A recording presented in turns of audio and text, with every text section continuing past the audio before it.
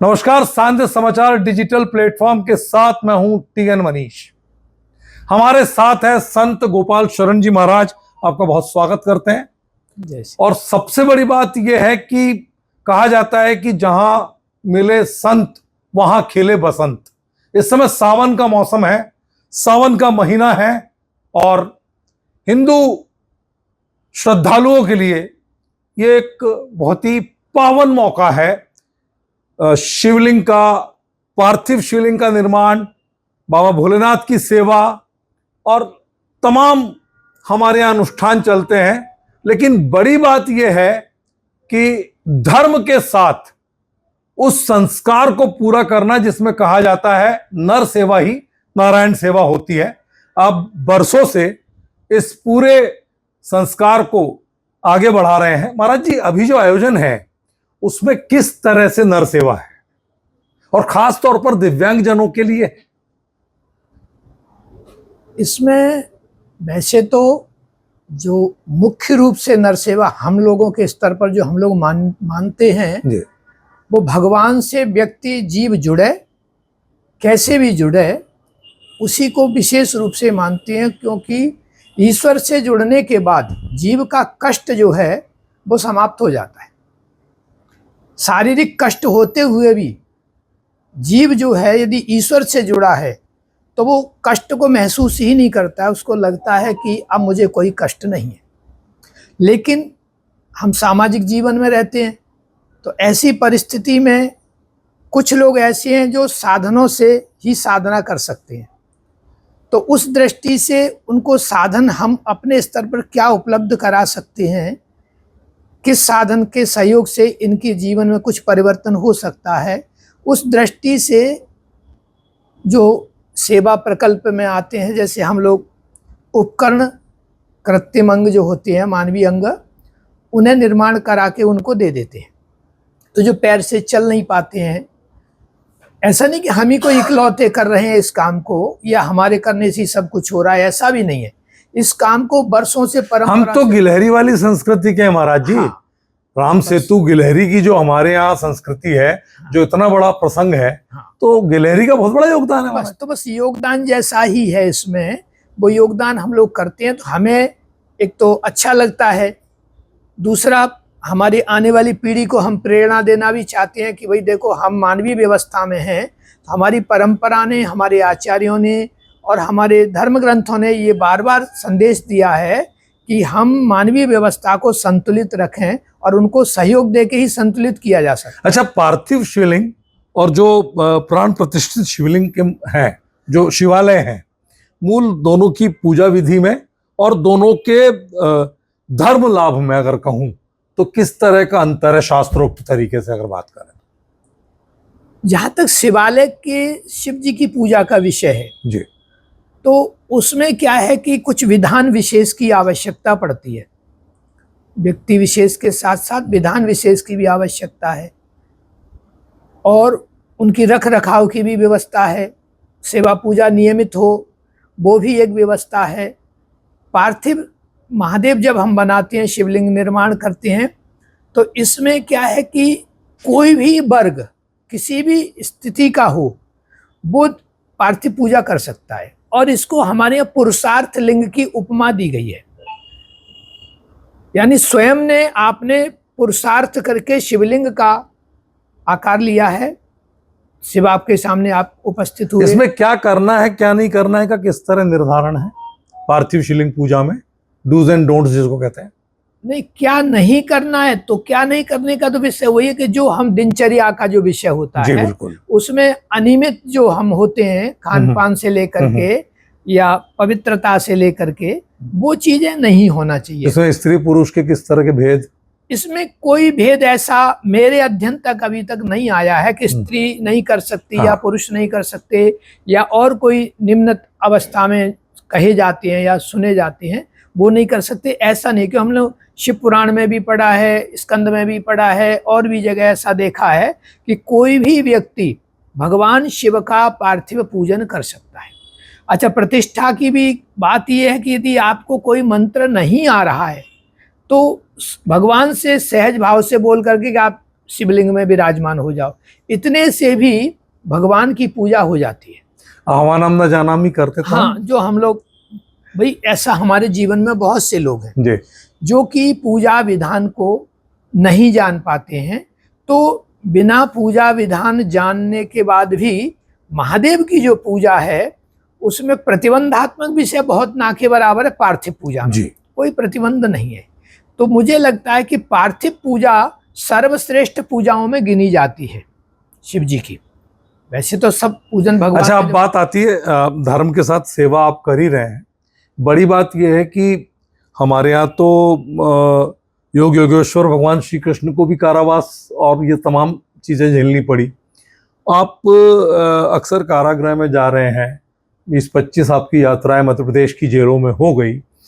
किस तरह का अनुभव आपका रहता है? क्योंकि देखिए, कहा जाता है कि अपराध से घृणा करनी चाहिए, अपराधी से नहीं, क्योंकि परिस्थिति की कोख से अपराध पैदा होता है।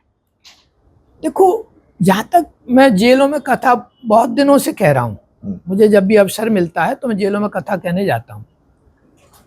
एक तो मैंने मेरे अध्ययन में जेल में ये देखा है कि एक, स्पष्ट तो नहीं बता सकता कि ऐसा ही है, परंतु मैं ये कह सकता हूँ कि उसमें 100 लोग यदि हैं तो उसमें से ठीक से यदि देखा जाए तो 80 लोग ऐसे पाए जाते हैं जिनके द्वारा यानी व्यक्तिगत रूप से कोई ऐसा कार्य किया ही नहीं गया है जिसकी वजह से उनको सजा, जिसकी वजह से वहां वो निवास कर रहे हैं। ग्रुप में थे, ग्रुप में किसी ने जोड़ दिया, इत्यादि विषय होती है। अब ऐसे लोगों के साथ एक दिक्कत और होती है कि जिस समय वो जाते हैं तो उनके साथ विवेचना ठीक से नहीं हो पाती, बहुत कम विवेचना हो पाती है, जो कि उनको विवेचना में कोई बाहर कर दे ऐसा होता नहीं है। प्रशासन की अपनी व्यवस्था है, मैं उसमें क्या बोलूंगा, परंतु विवेचना में उनको जैसा का जैसा ही वहां पहुंचा दिया जाता है। न्यायालय भी उनके विषय को नहीं समझ पाता है। उनके साथ पारिवारिक परिस्थिति बड़ी विकराल हो जाती है। जब व्यक्ति गया तब उसकी बिटिया या बेटा 4 साल का था, 6 साल का था, 8 साल का था, उसे 20 वर्ष का कारावास हो गया तो लंबा समय हो गया। तब वो शादी योग्य हो गया। अब वो न व्यक्ति ना तो वहाँ कमा पाया जेल में, और घर में भी दिक्कत थी उतना। हमारे यहाँ कहते हैं न्याय में देरी भी अन्याय है। हाँ, वो तो ठीक है, वो तो भगवान की, हमको तो ये सब ऐसा लगता है कि कहीं ना कहीं प्रभु की इच्छा प्रारब्ध लेकर के वो आए हैं। शेष बच गया था कर्म भोगने के लिए, इसलिए आए हैं। हम ना तो न्यायपालिका से कुछ कह सकते। तो ये क्या कर्मदंड है? इसमें कोई संदेह नहीं है, इसमें कोई भी संदेह नहीं है कि ये कर्मदंड नहीं है। बस इतना है कि कहीं का हिसाब कहीं होने जा रहा है, बस इससे आगे और कुछ नहीं है। और शेष तो न्यायपालिका या प्रशासन, पुलिस, ये सब तो निमित्त बनते हैं, नहीं तो बहुत से प्रत्यक्ष अपराध करके भी मुक्त। अच्छा, आज की पढ़ी लिखी पीढ़ी के लिए जो जेन ज़ी जिसको कहा जा रहा है, वो बहुत ज्यादा तर्क वितर्क और कुतर्क में आ जाती है। तर्क वितर्क तक तो ठीक है, कुतर्क में आ जाती है। तो कुछ जिज्ञासाएं बच्चों की रहती है कि साहब, अब गंगा जी जो है वो महादेव के शिर से, और उन्होंने मतलब एक तरह से वहां से उनका वो अवतरण हुआ, तो फिर हम कावड़ लिए और उनका जलाभिषेक क्यों कर रहे हैं? इतने बड़ा उनके पास तो खुद ही सब कुछ रहा, इतनी बड़ी गंगा जी का उन्होंने वो किया। तो बच्चों को ये सवाल आते हैं ऐसे। हाँ, बिल्कुल आते हैं सवाल, परंतु ये सवाल जो आते हैं वो उनकी जीवन की परवरिश के कारण आ रहे हैं। ये सवाल उनके जीवन में जहाँ उनकी परवरिश हुई है वहाँ उनको उस प्रकार का व्यवहारिक पक्ष मजबूत नहीं मिला जो कि शुरू से ही उनकी समस्याओं का समाधान कर सकता। शास्त्रोक्त तरीके से उनकी जिज्ञासा नहीं थी, समाधान नहीं हो पाया, तो वो उस बात से अनभिज्ञ हो गए, और जो उनको प्राप्त हुआ उससे वो जो है ना जिज्ञासु हो गए, जिससे। तो इसका एग्जैक्ट उत्तर क्या है? मतलब हमारे एक साधारण सी बात मैं आपको बताता हूँ। एक पिता घर में कमाई करता है, बच्चों को देता है, पत्नी को, माँ को, सभी को देता है। कमाई किसने की? एक व्यक्ति ने कमाई की और घर में लाके दे दिया। अब उस कमाई में से कभी बेटा बाजार जाए और पिताजी के लिए एक टी शर्ट ले आए, पत्नी बाजार जाए और उनके लिए कुछ अच्छी सामग्री ले आए, कुछ भी आभूषण ले आए, माँ बाजार जाए और बेटे के लिए कुछ लाए, पैसा किसका है? पिता, मतलब जो व्यक्ति था उसका पैसा है। आपके इशारा सृष्टि के उस पे जा रहा है जी। हाँ, तो बस उसको, व्यक्ति को बहुत प्रसन्नता होती है जिसका पैसा था। जो कमा के लाया था, उसको इस बात की प्रसन्नता हुई कि बेटा मेरा कितना ख्याल रखता है, बेटी मेरा कितना ख्याल रखती है, पत्नी कितना ख्याल रखती है, माँ मेरा कितना ख्याल रखती है।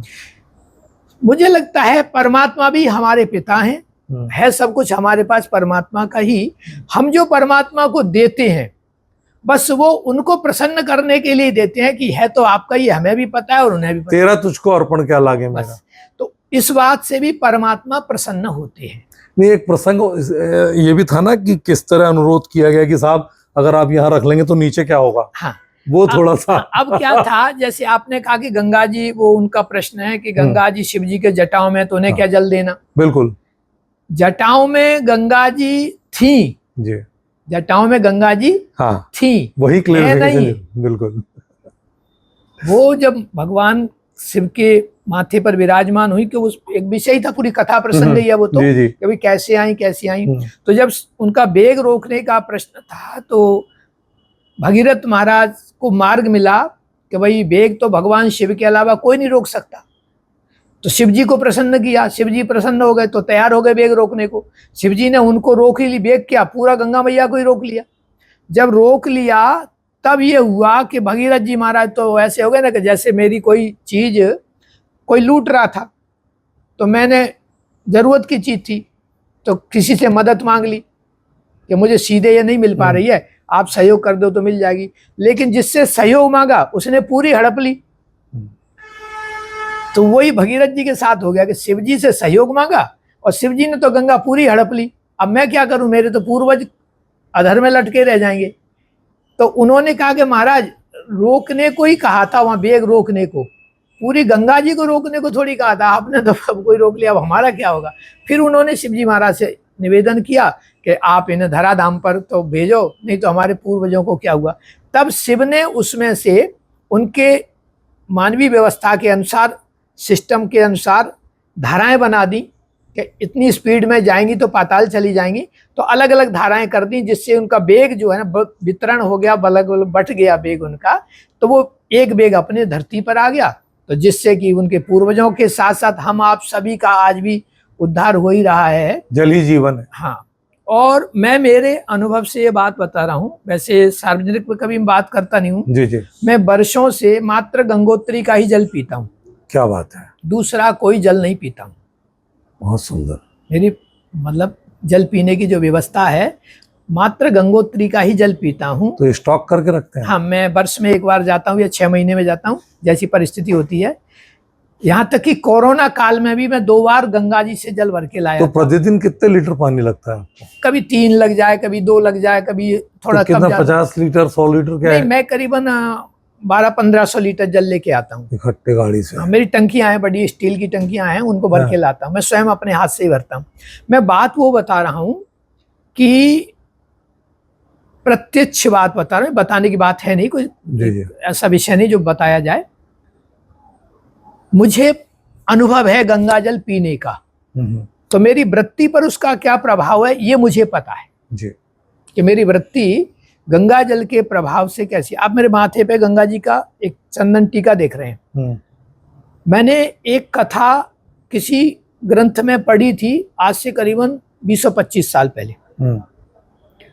तो गंगा जी के तट पर एक परिवार गया, माता पिता पुत्र और उनके गुरुजी। तो वो गंगा के तट पर रात्रि विश्राम करते हैं। जो जिनका बेटा था वो थोड़ा चाहते थे कि बेटा हमारा सद्बुद्धि हो जाए, तो गंगा स्नान करने का गुरुजी ने उनको समाधान दिया। रात हो गई तो गंगा तट पर ठहर गए। गंगा के तट पर वो गुरुजी थे, वो भ्रमण करने चले गए। तो उन्हें एक आश्चर्यमय दृश्य मिला। रात को वहाँ की कुछ लोग सामूहिक भोजन कर रहे हैं। तो उन्होंने पूछा, भाई आप लोग ये भूत भोजन क्यों कर रहे हैं रात को? तो उन्होंने कहा हम तो भूत ही हैं। तो बोले भोजन किस उपलक्ष्य में? बोले हमारी बेटी का विवाह होने जा रहा है।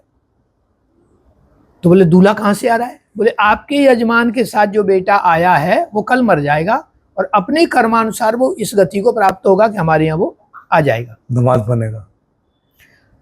उन पंडित जी ने कुछ नहीं कहा, यजमान के पास आके लेट गए। सुबह स्नान करने जा रहे थे, एक सांड आया और उसने गंगा जी के बीच में ही उस बालक के पेट में सींग जो है ना वो मार दिया।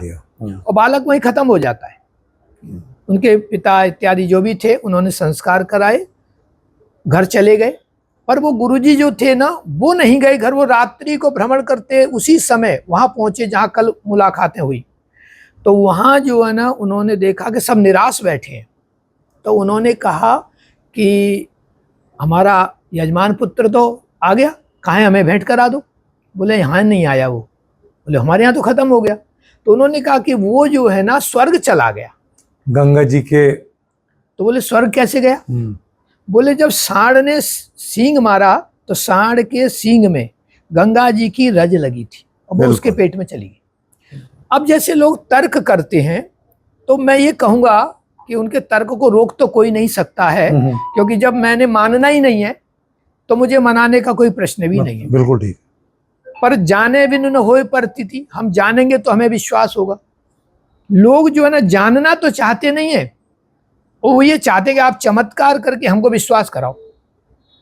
अब ये विषय ऐसा है कि चमत्कार यदि महापुरुषों को आता भी है तो वो क्यों कराएं? तुम्हारे नौकर तो है नहीं जो तुम्हें विश्वास दिलाएं, तुम्हारे कर्मों का तुम भोगो। अन्यथा उनके सानिध्य में जाकर के सेवा में रहो तो तुम्हें उनका जो आशीर्वाद है वो प्राप्त हो जाएगा। तो जो तर्क करने वाले लोग हैं उनके लिए तो 2-3 समाधान होते हैं। एक तो समाधान वो कितने लेवल के तर्क करने वाले हैं, उनसे बड़ा लेवल का तर्क शास्त्री उनके सामने खड़ा कर दो तो वो शांत हो जाएंगे, उनका तर्क वहीं समाप्त हो जाएगा। कई बार सामान्य भाषा में उनकी समझ में नहीं आ रही है तो असामान्य भाषा वाले लोग उनके सामने खड़े हो जाएं तो वो उनको समझा देते हैं, 2 मिनट में ही वो समझ जाते हैं, हाँ भाई साहब गंगा जी वहीं से आ रही हैं। शेष महापुरुषों को क्या पड़ी कि वो कोई प्रक्रिया आपके लिए अपनाए, वो तो भगवत सेवा में लगे हुए हैं।